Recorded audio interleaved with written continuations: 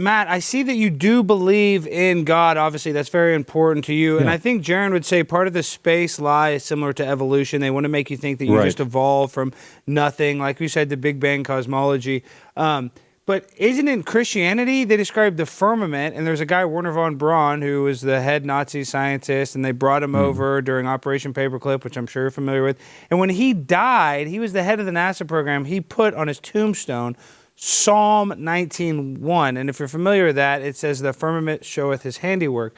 So I know you're talking about all of this, the way you describe cosmology, but as a Christian, do you not believe in the firmament? Words matter, definitions matter, and I believe that men can interpret different words in different ways. If there's nothing about the woke cultural revolution that we've been watching over the past few years, it's that people like to define terms as they will. So I'll tell you that Jaron has one view of the firmament, apparently, and I've got a different. It also talks about the four corners of the earth, and I'll tell you that we probably have a different view of what that means, and mine's ancient. And so, these terms have meaning, and it's just a matter of understanding. And here's the nice thing too. I kind of laughed about the idea of debating you on this stuff, Jaron, a little bit, because it's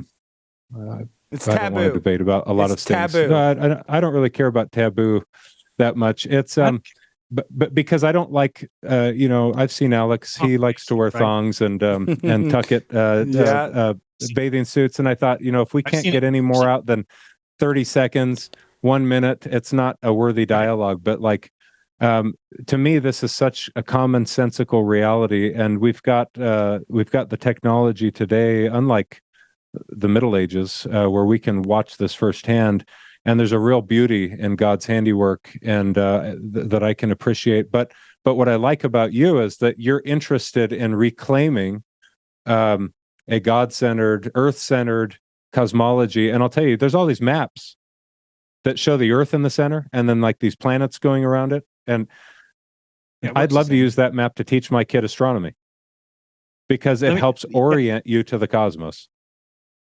Let me ask you this. So what happens if we put gas into a vacuum? If we were to release a canister of gas into a vacuum, what happens to that? It goes in every direction, right? Spreads out because there's no pressure there, so it just goes.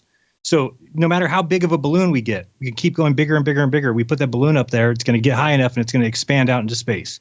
But then we're supposed to believe that stars just do the opposite. There's no evidence of that. No one's ever seen it. We're just told. Here's a good question. Is our sun a giant gaseous body, or is it not? Or is it something like liquid metallic hydrogen? Yeah, it's probably something like that. You're bringing up so many good points. I think there are answers to these questions, or at least there are competing, viable theories to these questions that I think are worth exploring, that I'm interested in learning about. I'm glad you're interested in learning about them. In fact, frankly, who's paying close enough attention to ask the questions that you and I are? That's a good start. I'm so fly, I'm aligned with the planes. My grind so refined, I got no time for no games. Ask yourself